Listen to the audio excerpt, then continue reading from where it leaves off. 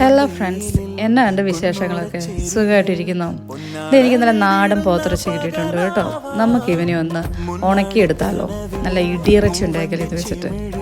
എൻ്റെയൊക്കെ ചെറുപ്പത്തിലേ വീട്ടിലിറച്ചി മേടിക്കുന്നത് ആഴ്ചയിൽ ഒരു ദിവസം, അത് ശനിയല്ല ഞായർ അല്ലെങ്കിൽ 2 ആഴ്ച കൂടുമ്പോഴൊക്കെയാണ് കേട്ടോ.